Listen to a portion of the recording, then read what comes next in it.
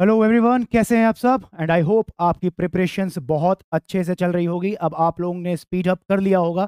मैं ज़्यादा टाइम आप लोगों का नहीं लूँगा, बट एक आप लोगों के लिए एक मैं खुशखबरी एक तरह से आप लोगों के लिए लेके आया हूँ, या एक आपके लिए सरप्राइज़ लेके आया हूँ अगर आप बोल सकते हो। इसलिए लेके आया हूँ सो दैट आपका JIGL का पेपर, जो कि आपका पहला पेपर है, वो एकदम अच्छे मार्क्स से क्लियर हो जाए। ठीक है, आपके सामने एक लाइन लिखी हुई है, ज़रा स्क्रीन पे पढ़िए क्या लिखा हुआ है। Stay positive, work hard and make it happen. Make it happen, ये जो लास्ट में लिखा हुआ है सबसे जबरदस्त ये है। ठीक है, अगर you really want to make it happen, आपको रियली अगर अपने एग्जाम्स को क्लियर करना पड़ेगा, तो सर उसके लिए ऊपर वाली लाइनें जो लिखी है वो इंपॉर्टेंट है। क्या? Stay positive and work hard. और इसी के लिए स्टे, इसके लिए ये आपका मेक इट हैपन जो है लिखा है, इसको करने के लिए, इसमें आपकी हेल्प करने के लिए मैं एक ऐसी चीज आपके लिए लेके आया हूँ for the paper of, for the exam of JIGL, जो कि आज तक मैंने बच्चों को कभी प्रोवाइड नहीं करी। जब से मेरा टीचिंग करियर स्टार्ट हुआ है, तब से वो मैंने मटेरियल कभी आज तक बच्चों को हैंडओवर नहीं किया।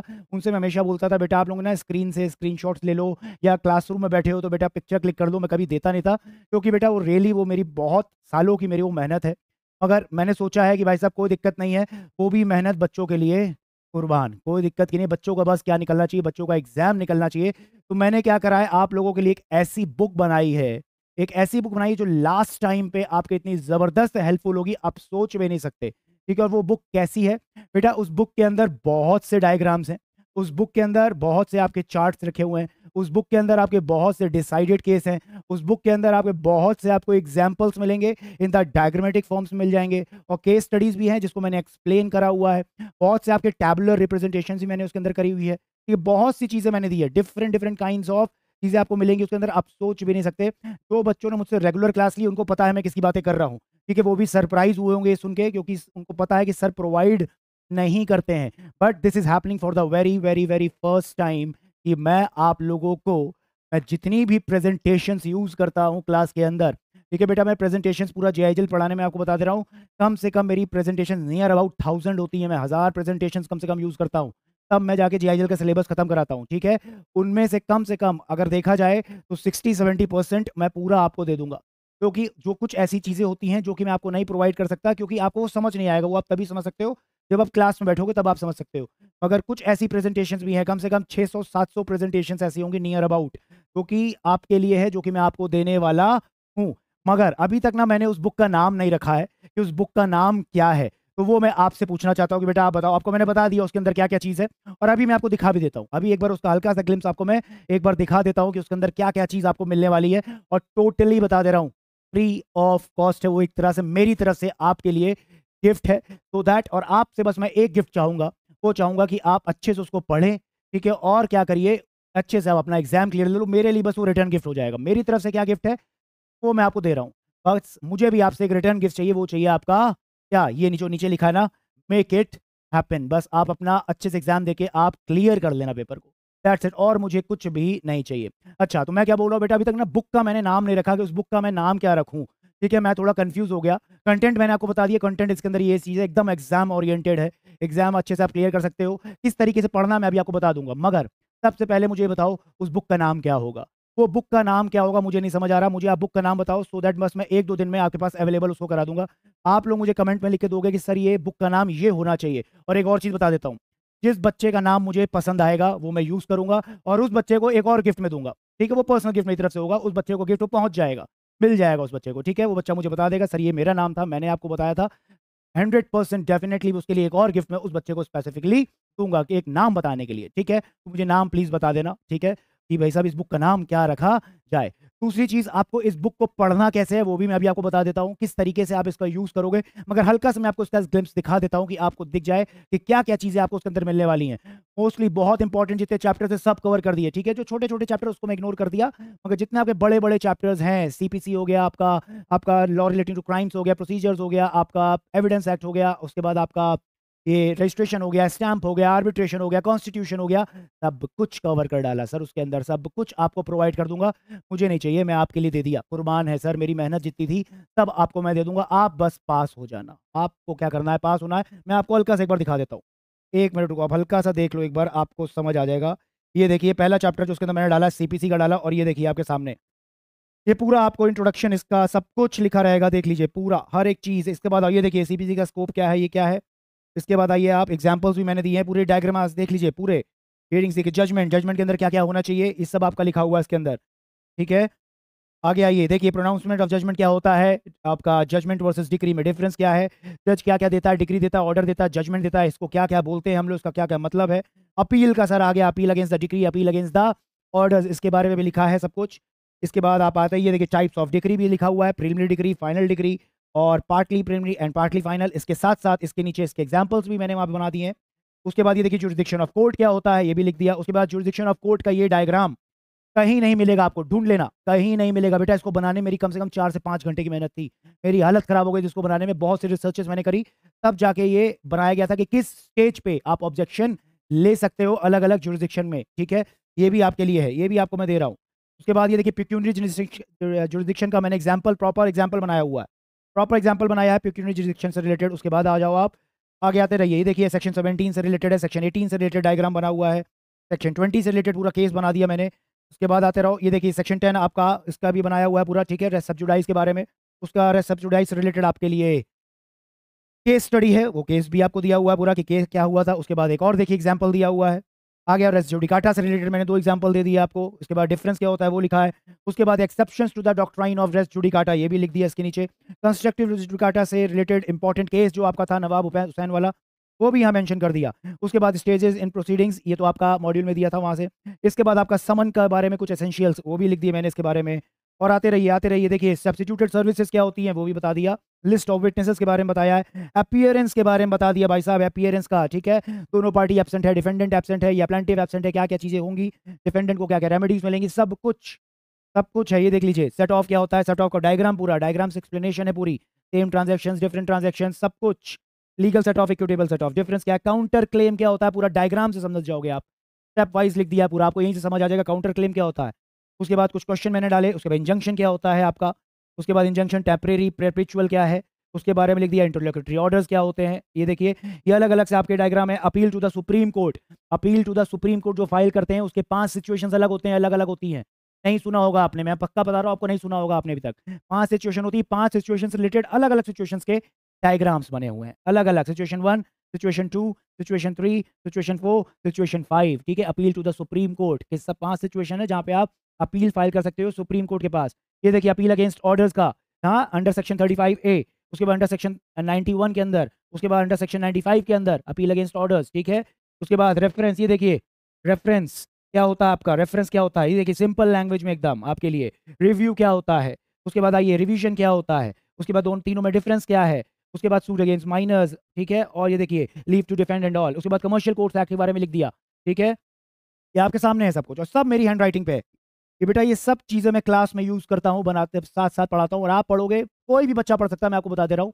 This is not only for the students जिसने मुझसे क्लासेस ली हैं, ऑल ओवर इंडिया जितने भी बच्चे हैं सबके लिए है, और सबको समझ आएगा। मैंने ऐसा कोई मटेरियल डाला ही नहीं आपके लिए इसमें, तो आपको समझना है, ठीक है। आप कहीं से भी पढ़े हो, किसी की बुक से भी पढ़े हो, कोई टेंशन की बात नहीं, आपको समझ बहुत आराम से आएगा, ठीक है।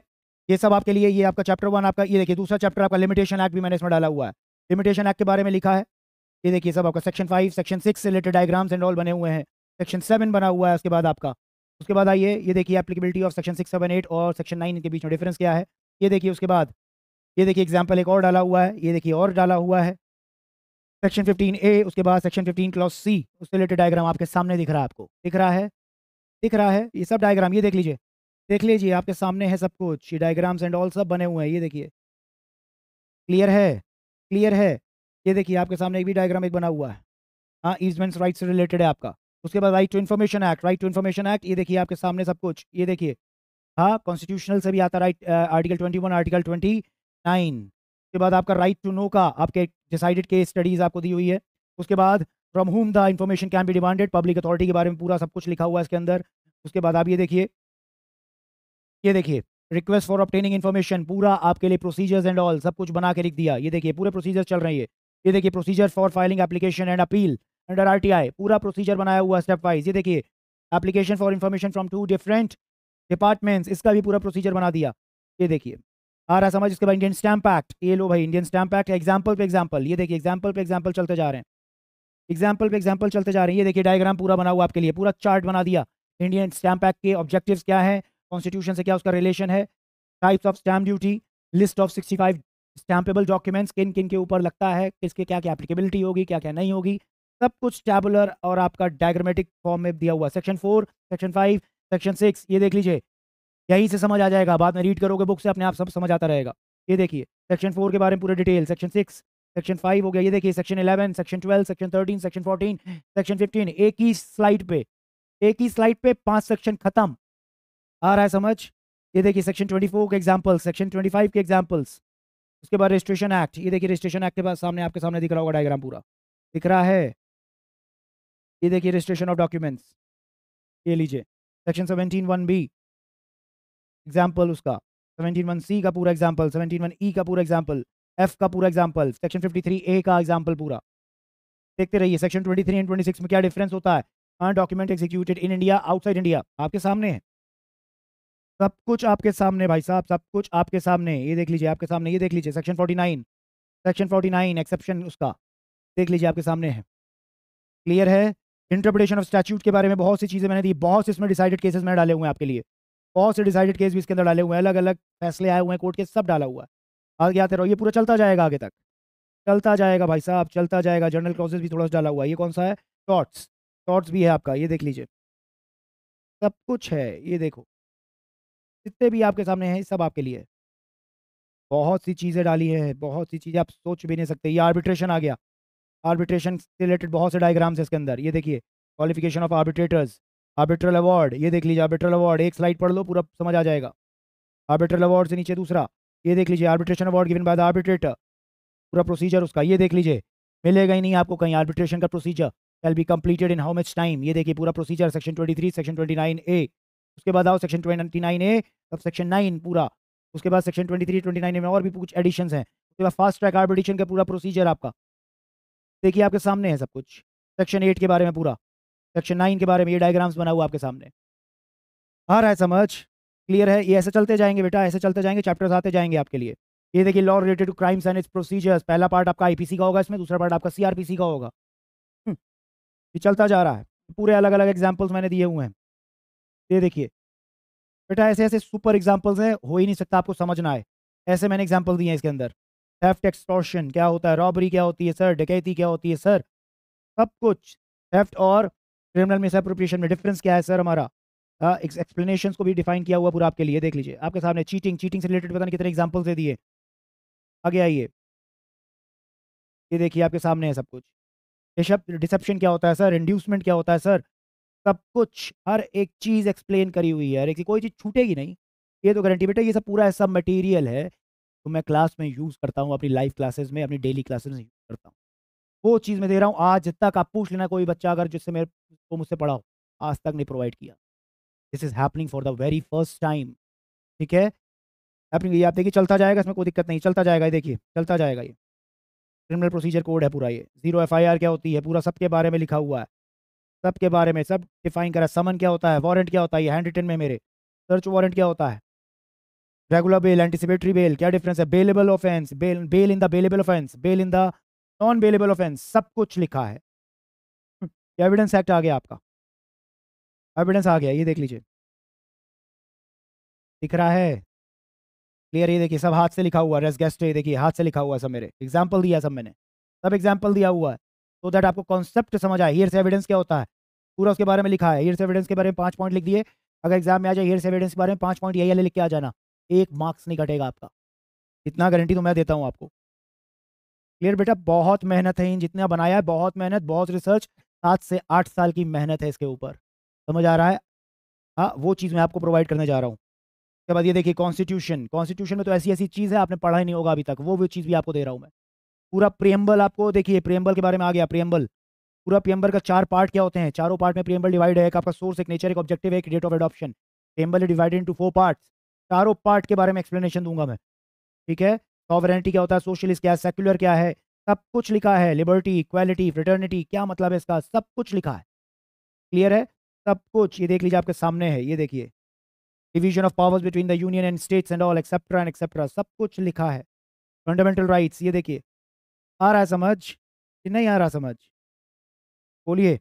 हाँ, आर्टिकल 23 एंड ऑल सब कुछ लिखा आपके सामने दिख रहा है। अभी ये आपके सामने बताइए, आपके सामने 526 पेजेस की स्लाइड्स अभी तक बनी हुई है, पूरी पूरे बुक है अभी तक।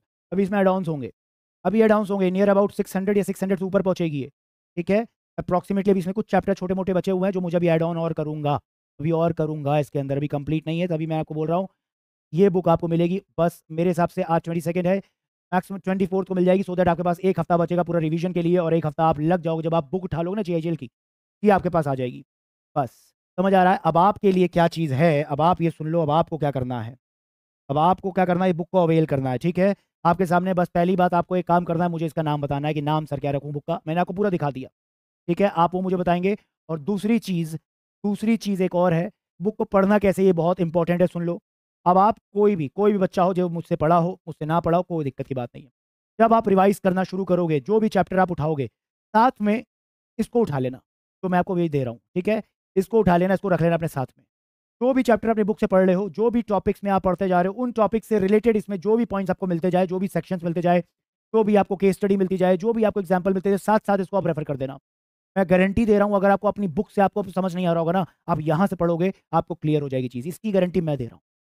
समझ आ रहा है? 100% समझ आएगा। आप बुक से अगर अपनी कोई भी पढ़ रहे हो, आपको समझ नहीं आ रहा वहां से, वही सेम टॉपिक अगर आपका इस स्लाइड्स में जो भी मैं आपको बुक्स दे रहा हूँ वाली, ठीक है, जो प्रोवाइड करूंगा, अगर इसमें वो टॉपिक है आपको दिख गया उस सेक्शन, मोस्टली होगा, 100% होगा, ठीक है, आप खोलोगे, आपको गारंटी है समझ आ जाएगा, क्योंकि बेटा उससे रिलेटेड मैंने डिसाइडेड केस, उसी से रिलेटेड आपको डायग्राम्स, उसी से रिलेटेड एग्जाम्पल्स आपको वहां मिल जाएंगे। आपको साथ साथ रेफर करना है, ये अपने माइंड में रखते चलना।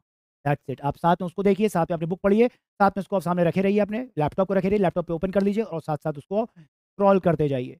क्लियर है? और बहुत सी ऐसी टॉपिक्स हैं जो मैंने वहाँ पे बहुत easy words, simple words, legal words को यूज करके लिखा हुआ है वहाँ पे, सो दैट आपको समझ आ जाए। आता है समझ?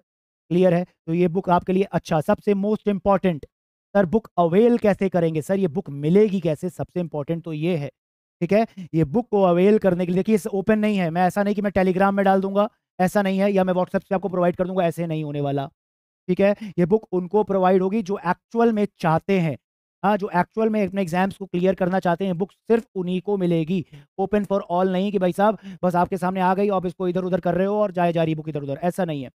डिजर्विंग बच्चा जो है, जो बच्चा डिजर्व करता है, जो बच्चा पढ़ना चाहता है एक्चुअल में, ये बुक उसको मिलेगी और फ्री ऑफ कॉस्ट मिलेगी। उसके लिए कुछ नहीं करना उस बच्चे को, इस वीडियो के नीचे डिस्क्रिप्शन में आप जाइए, डिस्क्रिप्शन में आपको वहाँ पे गूगल फॉर्म का आपको लिंक मिल जाएगा, गूगल फॉर्म को भरिए और ये आपको मिल जाएगी। समझ आता है? 24th को आपको ये बुक आपके हाथ में होगी, कोई दिक्कत की बात नहीं है, आप इसको ओपन कर लीजिएगा। अगर आपको टाइम दे रहे हैं, अभी एक दिन का टाइम आपको दिया जा रहा है, तो दैट आप गूगल फॉर्म जल्दी से जल्दी इसका फिलअप कर दो और ये बुक आपके पास पहुंच जाए, ठीक है। समझ आता है? और मैं वेट करूंगा कि भाई साहब जल्दी से मुझे नाम बताओ, सो दैट मैं भाई बुक का टाइटल डालू वाला और उस बच्चे को मैं एक और गिफ्ट छोटा सा और दे सकूं, ठीक है। तो I am waiting for that and all the very very best. मेरी तरफ से ये एक छोटा सा आपके लिए गिफ्ट था, आपके लिए भले छोटा होगा, मेरे लिए बहुत बड़ा है, मेरी बहुत मेहनत इसमें लगी है, ठीक है। मगर मैं आपसे एक रिटर्न गिफ्ट चाहता हूँ, इस बुक का प्रॉपर यूज करिए, अच्छे से पढ़िए एंड मेक इट हैपन और अपना रिजल्ट को पॉजिटिव लाइए, ठीक है। बहुत अच्छे से एग्जाम दीजिएगा, ठीक है। चलिए bye bye, all the best और अच्छे से प्रिपरेशन करिए। और अच्छा, एक चीज बहुत इंपॉर्टेंट, आपको कोई भी डाउट हो आपको relating to this particular book जो मैं आपको प्रोवाइड कर रहा हूँ, कुछ आपको समझ नहीं आ रहा, कहीं कहीं मेरी हैंड राइटिंग भी है, अब मेरी हैंड राइटिंग इतनी भी खूबसूरत नहीं है, ठीक है, कहीं आपको अगर दिक्कत आ रही है या कोई प्रेजेंटेशन में कुछ आपको कोई प्रॉब्लम आ रही, डाउट आ रहा है, you are free to ask me. जरूरी नहीं है आपने मुझसे पढ़ा हुआ है, कोई दिक्कत नहीं बेटा, कोई दिक्कत नहीं है, कोई भी बच्चा ऑल ओवर इंडिया, कोई भी बच्चा हो, वो मुझसे फ्रीली डाउट अपने क्लियर कर सकता है, ठीक है। I am 100% available for you, ठीक है। नंबर मैं अपना दे देता हूँ फिर से, 9354641071, 9354641071, ठीक है। ये मेरा नंबर है, ठीक है। बहुत लोगों के पास होगा, जिसके पास नहीं है वो उसको यूज कर सकते हैं। अगर उनको कोई भी डाउट आता है, ठीक है, तो आप उससे पूछिए। बस अब आप एक चीज अपने पे कर लो, बिलीव इन योरसेल्फ। अब अपने पे आप बिलीव करिए। समझ आ रहा है? क्लियर है? अब आप अपनी सेल्फ स्टडी पे ज्यादा से ज्यादा फोकस करो। क्लियर है? क्योंकि ये सेल्फ स्टडी का टाइम आ चुका है अब, ठीक है। एक भी मिनट अब आप, एक भी सेकंड अब आपको वेस्ट नहीं करना। क्लियर है? चलिए बाय बाय, टेक केयर, ध्यान रखिएगा और I am waiting for the name of the book, ठीक है। चलिए बाय बाय।